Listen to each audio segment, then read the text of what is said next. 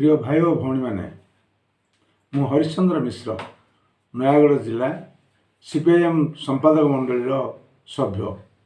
आज नयागढ़ जिला पर जो राजनीतिक प्रभाव पड़ी तथा राज्य और देशर राजनीतिक सांप्रतिक परिस्थिति संपर्क किसी आलोचना करने जाऊे।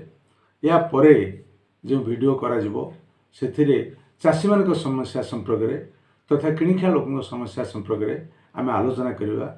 आज आलोचना जो प्रकार देश में अर्थनैतिक वैषम्य बढ़ी, धनी लोक धनी होती, मुझे धनी मान को कहूँ जो मैंने कि हाथ गणित कॉर्पोरेट वर्तमान भारत वर्ष में जो केते जन अच्छा संपत्ति अमाप भाव में बढ़ी बढ़ी चली, किंतु साधारण लोक सेमानकर सामान्य बंचिबा रहिबा बड़ दुखमय हो जाए।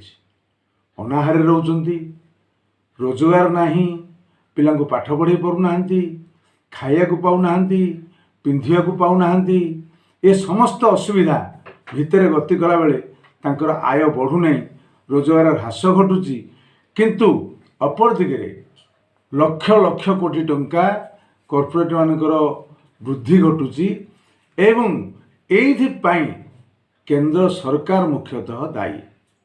से संपर्क में आलोचना करने गला बेले मु गोटे कथा प्रथम कही रखी, जो घरोईकरण चली आपण मैंने नजर करूँ, प्रत्येक कथाटी घरोईकरण चली। स्वतंत्र घरोईकरण करने केंद्र सरकार गोटे डिपार्टमेंट खोली।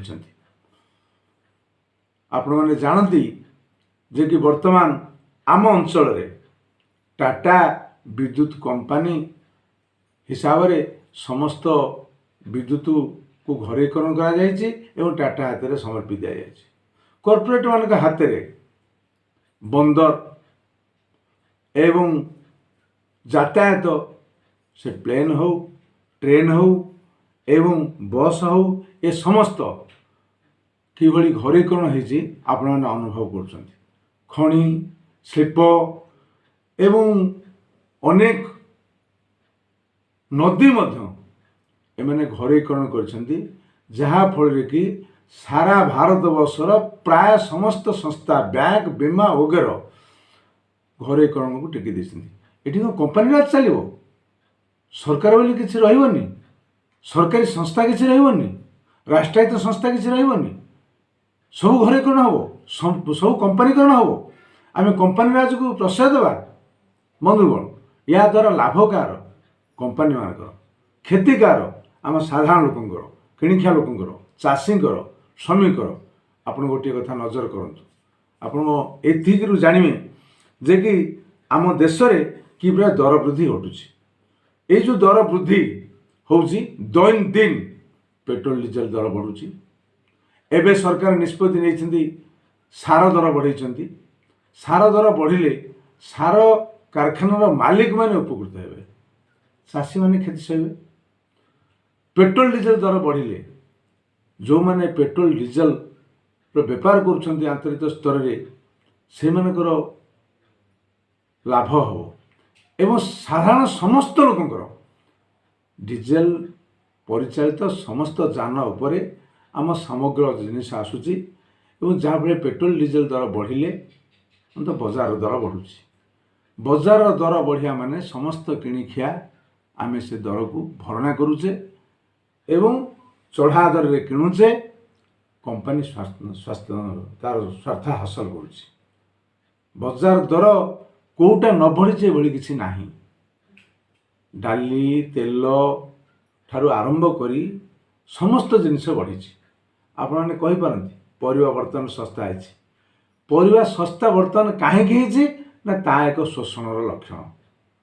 जो मैंने उत्पादन करुँच पाखे रक्षण करने शीतल भंडार नाई, शस्य भंडार नाई, से मैंने सस्तार बिकापी बर्तमान बजार टाक सस्ता कराई। टमाटो किलो टंकाटे, बायण किलो 2 टंका, यही पियाज बर्तमान आजिर दर जहाँ 100 टंकार 8 किलो। कहाँ ये सस्ता है ना चाषीटार सस्तार महजुदकारी मैंने किणापी सस्ता है। जिते महजुदकारी मान पाखक चलीज कोल्ड स्टोर जिनिस आसो, शीतल भंडार जिनिस आसो, ସେତେବେଳେ ଏଇ କିଣିଖିଆ ଏଇ ଚାଷୀ ତାକୁ 10 ଗୁଣା 20 ଗୁଣା ଦାମ ଦେଇ କିଣିବେ। କମ୍ପାନୀର ସ୍ୱାର୍ଥ ପାଇଁ, ମହଜୁଦକାରୀମାନଙ୍କ ସ୍ୱାର୍ଥ ପାଇଁ ଆଜି ବଜାର ଦର ବଢ଼ୁଛି। ଯେଉଁମାନେ ମଜୁରୀ ଲାଗି ଯାଉଛନ୍ତି ସେମାନଙ୍କୁ ତ ଦର ବଢ଼ୁନି। ଯିଏ ଆଜି ମଜୁରୀଟେ ଲାଗିକି ଯେଉଁ ସାମଗ୍ରୀ ଆଣିଲା, ଚାଉଳ, ତେଲ କି ଖାଦ୍ୟ ସାମଗ୍ରୀ ଯାହା କିଣିଲା, ସେ ଆଜି ଯେଉଁ ପରିମାଣରେ କିଣିଥିବ, କାଲିକି ତାର ମଜୁରୀ ବଢ଼ିନି କିନ୍ତୁ ବଜାର ଦର ବଢ଼ିଗଲା, ତା ଘରେ ଅଭାବ ଦେଖାଦେଲା। ସେଇଥିରେ ଅଭାବରେ ଆହୁରି ଅଭାବ ସୃଷ୍ଟି ହେଲା ବେଳେ ପୃଷ୍ଟିହୀନତା ଦେଖାଦେବ, ରକ୍ତହୀନତା ଦେଖାଦେବ, ବିଭିନ୍ନ ରୋଗ ଦେଖାଦେବ ଏବଂ ଆସ୍ତେ ଆସ୍ତେ ତାକୁ ସୁସ୍ଥ ହେବା ପାଇଁ ଆହୁରି କରଜ କରିବାକୁ ପଡ଼ିବ। ତଳକୁ ତଳକୁ ସେ ଗଲା। ବଜାର ଦର ବଢ଼େଇକି କର୍ପୋରେଟ୍ ମାନେ, ମହଜୁଦକାରୀମାନେ ସ୍ୱାର୍ଥ ପାଇଲେ। କାହାର ଲାଭ ହେଲା? ବଜାର ଦର କାହା ସ୍ୱାର୍ଥରେ ବଢ଼ୁଛି? ବଜାର ଦର ଦ୍ୱାରା କିଏ ଶୋଷିତ ହେଉଛି? ବିଚାର ଆପଣମାନଙ୍କର। ଏଥିପାଇଁ ଆମେ ସଚେତନ ହେବା ଦରକାର। ଆଜି ବେକାରୀ ସମସ୍ୟା ଯାହା ହେଇଛି, ନରେନ୍ଦ୍ର ମୋଦି 1914 ମସିହା ନିର୍ବାଚନରେ ଯେତେବେଳେ ସେ ବିଜେପି ତରଫରୁ ପ୍ରଧାନମନ୍ତ୍ରୀ ପ୍ରାର୍ଥୀ ହେଲେ, ସେତେବେଳେ ବିଜେପିର ଇସ୍ତାହାରରେ ଘୋଷଣା କରିଥିଲେ ଯେ କି ଆମେ ପ୍ରତିବର୍ଷ ଭାରତ ବର୍ଷରେ 2 କୋଟି ବେକାରଙ୍କୁ ନିଯୁକ୍ତି ଦେବୁ, କାମ ଦେବୁ। ଆଜିର ପରିସ୍ଥିତି କ'ଣ? କୌଣସି ବ୍ୟକ୍ତି କି ନିଯୁକ୍ତି ଦେଇପାରିଲେ ନାହିଁ, ବରଂ ଛଟେଇ ବଢ଼ିଛି। ଅପର ଦିଗରେ ଆମ ଭାରତ ବର୍ଷରେ କୃଷି ବ୍ୟବସ୍ଥା ଯାହା ଅଛି, 165 ଭାଗ ଲୋକ କୃଷି ଉପରେ ନିର୍ଭର କରୁଛନ୍ତି। ଭୂସଂସ୍କାର ହେଲା, ଜଳସେଚନ ହେଲା, ରେଗାରେ ଯେତିକି କାମ ଆସୁଥିଲା, ମହାମାରୀ କରୋନା ବେଳେ ମଧ୍ୟ ଏଇ ଯେଉଁ ଗତ ବଜେଟ୍, ସେଥିରେ ରେଗା କାମରେ, ମନରେଗା କାର୍ଯ୍ୟରେ ଟଙ୍କା ହ୍ରାସ କରାଯାଇଛି, ସମୟ ସୀମା ତାକୁ କମେଇ ଦିଆଯାଇଛି ଏବଂ ଏହା ଫଳରେ ଗ୍ରାମାଞ୍ଚଳର ଲୋକେ ଯେ କାମ ପାଉଥିଲେ ସେ ମଧ୍ୟ ବେକାର ବାହିନୀରେ ସାମିଲ ହେଲେ।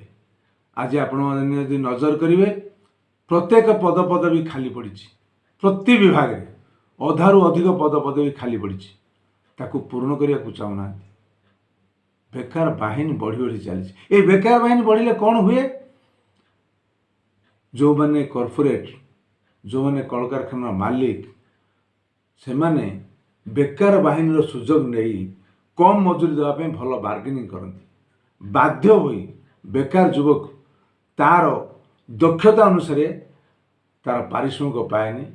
କାମ କରିବା ପାଇଁ ନିଜର ଶ୍ରମଶକ୍ତିକୁ କର୍ପୋରେଟ୍ ମାନଙ୍କ ପାଖରେ ବିକ୍ରି କରିବାକୁ ବାଧ୍ୟ ହୁଏ, କାହିଁକି ନା ବଞ୍ଚିବାର ଦାୟରେ। এই ବେକାର ବାହିନୀ ଯେତେ ସୃଷ୍ଟି ହେବେ, ସେତେ କର୍ପୋରେଟ୍ ମାନଙ୍କର ଲାଭ, ଶିଳ୍ପପତି ମାନଙ୍କର ଲାଭ, କାରଖାନା ମାଲିକମାନଙ୍କର ଲାଭ ଏବଂ ମାଲିକମାନଙ୍କର ଲାଭ ହେଉଥିଲା ବେଳେ ଆଜି ଆମ ଘରର ବେକାର ଯୁବକ ଯୁବତୀ, ଯେଉଁମାନଙ୍କର ରୋଜଗାର ଉପରେ ବାପା ମା ନିର୍ଭର କରନ୍ତି, ସେମାନେ ଆଜି ହତାଶ ହେଉଛନ୍ତି ଏବଂ ସେମାନଙ୍କର ବଞ୍ଚିବା ମୁସ୍କିଲ ହେଇଯାଉଛି। ଏବଂ ସେମାନେ ଏହି ପରିସ୍ଥିତିରେ ଥିଲାବେଳେ ସରକାର କରିଛନ୍ତି କ'ଣ? ଆଜି ମଦର ଯେଉଁ ପ୍ରସାର କରିଛନ୍ତି, ଆପଣମାନେ ଜାଣନ୍ତି, କରୋନା ସମୟରେ ସବୁ ଲକଡାଉନ୍ ହେଇଗଲା କିନ୍ତୁ ମଦକୁ ଆଗ ଖୋଲାଗଲା। କୁଆଡ଼େ ମଦରେ ରାଜ୍ୟ ସରକାର ଆମର ବହୁତ ଅର୍ଥ ପାଉଛନ୍ତି, ରାଜସ୍ୱ ପାଉଛନ୍ତି। କେତେ ରାଜସ୍ୱ ପାଉଛନ୍ତି? ସେ ରାଜସ୍ୱ କାହା ପାଇଁ ଆଦାୟ କରାଯାଉଛି? ଯଦି ରାଜ୍ୟବାସୀଙ୍କ ସେବା ପାଇଁ, ତେ ମଦରୁ ଘଟୁଥିବା ଘଟଣା,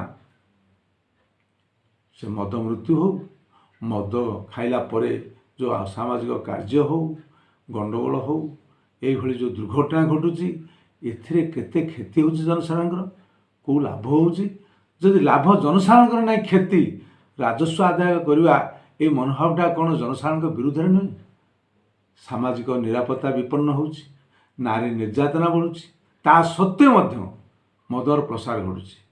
ଆଜି ମହାତ୍ମା ଗାନ୍ଧୀ ନାହାନ୍ତି, ସେ ଯେଉଁ ନିଶାମୁକ୍ତ ଅଭିଯାନ ଚଳାଇଥିଲେ, ତାହା ଆଜି ମଧ୍ୟ ମନେ ପକାଉଛି ଆଜିର ଦିନରେ କିଭଳି ତାର ଆବଶ୍ୟକତା ଅଛି। ଅନ୍ତତଃ ଆମେ ମଦ ବିରୁଦ୍ଧରେ ନାରୀ ନିର୍ଯାତନା ହ୍ରାସ କରିବା ପାଇଁ ଏବଂ ଯୁବକମାନଙ୍କୁ ବିଭ୍ରାନ୍ତ କରିବାର ଯେଉଁ ବ୍ୟବସ୍ଥା କରିଛନ୍ତି, ମଦର ପ୍ରସାର କରିକି ସେଥିରୁ ସୁରକ୍ଷା ଦେବା ପାଇଁ ଆମେ ମଦ ବିରୁଦ୍ଧରେ ଅନ୍ତ ସ୍ୱର ଉତ୍ତୋଳନ କରିବାକୁ ପଡ଼ିବ। ଆପଣ ଦେଖନ୍ତୁ ମଦର ବନ୍ୟା ହେଉଛି, କିନ୍ତୁ ଯେଉଁ ପ୍ରକାରେ ପ୍ରଚଣ୍ଡ ଖରା 40-41 ଡିଗ୍ରୀ ଉପରେ ଆମ ଓଡ଼ିଶାର ଅନେକ ସହର ଦେଖାଦେଲାଣି, ଅଂଶୁଘାତ ଆସିଲାଣି। କିନ୍ତୁ ଏ ସମୟରେ ଆମ ନଜରରେ ଏଭଳିକି ଆମ ନୟାଗଡ଼ ଜିଲ୍ଲାରେ ଓଡ଼ିଶା ରାଜ୍ୟରେ 2 କିଲୋମିଟର 3 କିଲୋମିଟର ଏଭଳି ଯାଉଛନ୍ତି ପାଣି ମୁନ୍ଦେ ପାଇଁ। ଏଇ ଟିଭିରେ ଆମେ ଦେଖିବାକୁ ପାଇଲେ ଯେ କି ଗୋଟିଏ ନଳକୂଅରୁ କିଏ କେତେ ପାଣି ନେବେ ସେ ଗାଁରେ ଟୋକନ କରିଛନ୍ତି। କାହିଁକି ନା ଗୋଟିଏ ବୋଲି ନଳକୂଅ ଏବଂ ସେଥିରୁ ସଫିସିଏଣ୍ଟ ପାଣି ବାହାରୁ ନାହିଁ। ଯେତିକି ପାଣି ବାହାରୁଛି ସମସ୍ତଙ୍କ ପିଇବାକୁ ନିଅନ୍ତୁ। ଜଣେ ଯଦି ଅଧିକ ନେଇଯିବ ଆଉ ଗୋଟିଏ ପରିବାର ଉପାସ ରହିବ ବା ପାନୀୟ ଜଳରୁ ବଞ୍ଚିତ ହେବ। ଏଥିପାଇଁ ସେ ଟୋକନ କରିଛନ୍ତି, ତେଣୁ ଏତିକି ପାଣି ନେବ, ଅଧିକ ନେଇପାରିବ ନାହିଁ। ଜଳ କଷ୍ଟ ମଧ୍ୟ ଦୂରୀକରଣ କରିବା ପାଇଁ କେନ୍ଦ୍ର ରାଜ୍ୟ ସରକାର ଆଜି ଯାଏଁ ସକ୍ଷମ ହୋଇପାରିଲେ ନାହିଁ। ପାଇପ୍ ପାଣି ଦେବୁ, ଜଳ ନେଇକି ଦେଇଦେବୁ, ପାନୀୟ ଜଳର ସଙ୍କଟ ଦୂର କରିଦେବୁ, ବହୁତ କଥା କହୁଛନ୍ତି। 5ଟା ରାଜ୍ୟରେ ନିର୍ବାଚନ ଚାଲିଛି, କିନ୍ତୁ ଏଇ ଗ୍ୟାରେଣ୍ଟି କିଏ ଦେଇପାରିବେ ସେଠି ଆମେ ଜଳ କଷ୍ଟ ରଖିନାହୁଁ ବୋଲି? ତା କହିପାରିବେ ନାହିଁ।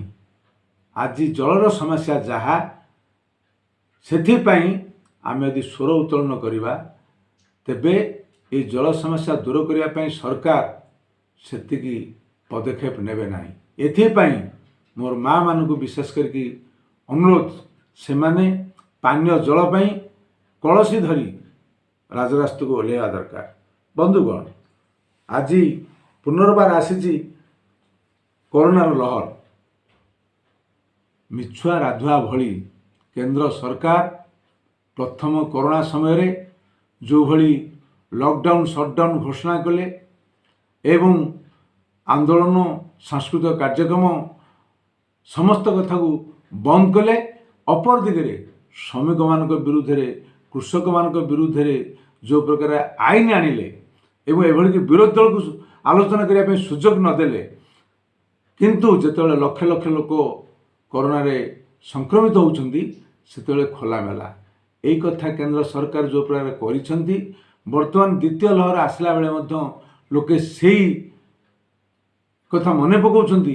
ଏଇ ସମୟରେ ଆଉ କିଛି ଆମ ପ୍ରତି ବିପଦ ସରକାର ସୃଷ୍ଟି କରିବେ ନାହିଁ ତ ଏଇ ଆଳରେ, ଏ ଶଙ୍କା ମଧ୍ୟ ଲୋକଙ୍କର ଆସୁଛି। ବନ୍ଧୁଗଣ, ତା ସତ୍ତ୍ୱେ ମଧ୍ୟ ଆମେ ସଚେତନ ହେବା। କରୋନାରୁ ରକ୍ଷା ପାଇବା ପାଇଁ ଆମେ ଦୂରତ୍ୱ ମେଣ୍ଟେନ କରିବା, ପରିଷ୍କାର ରହିବା, ମାସ୍କ ପିନ୍ଧିବା, ଏଥିପାଇଁ ସଚେତନ ହେବା ଏବଂ ଅପର ଦିଗରେ ଆମେ ଦେଶକୁ ରକ୍ଷା କରିବା ପାଇଁ, ଆମର ଜୀବନ ଜୀବିକା ନିର୍ବାହ ପାଇଁ, ଅପର ଦିଗରେ ଆମର ହକ୍ ପାଇଁ ଆମେ ଏକଜୁଟ ହେବା, ସଚେତନ ହେବା ଏବଂ ଏଇ ଯେଉଁ ପ୍ରକାର ଅର୍ଥନୈତିକ ବୈଷମ୍ୟ ଦିନକୁ ଦିନ ବଢ଼ି ବଢ଼ି ଚାଲିଛି ତାକୁ ରୋକିବାକୁ ହେବ। ବେକାରୀ ସମସ୍ୟା ରୋକିବା ପାଇଁ ହେଲେ କର୍ପୋରେଟମାନଙ୍କର ଯେଉଁ ନୀତି ଧରିଛନ୍ତି ବେକାର ଭାନ କରିବା ପାଇଁ, ତା ବିରୁଦ୍ଧରେ ସ୍ୱର ଉତ୍ତୋଳନ କରିବାକୁ ହେବ ଏବଂ କମ୍ପାନୀ ରାଜ ବିରୁଦ୍ଧରେ ଆମେ ଏକଜୁଟ ହେବାକୁ ହେବ। ପାନୀୟ ଜଳ ପାଇଁ ରାଜରାସ୍ତାକୁ ଓହ୍ଲାଇବାକୁ ହେବ। ମଦର ପ୍ରସାର କରି ଯେଉଁ ପ୍ରକାର ସରକାର ସମସ୍ତଙ୍କୁ ବିଭ୍ରାନ୍ତ କରୁଛନ୍ତି, ସେଥିପାଇଁ ଆମକୁ ମଧ୍ୟ ଗାଁ ଗାଁ ଏକଜୁଟ ହେବାକୁ ହେବ। ଏଇ ନିବେଦନ କରି ଆପଣମାନଙ୍କୁ ଧନ୍ୟବାଦ ଦେଇ ମୁଁ ମୋର ବକ୍ତବ୍ୟ ଶେଷ କରୁଛି। ନମସ୍କାର।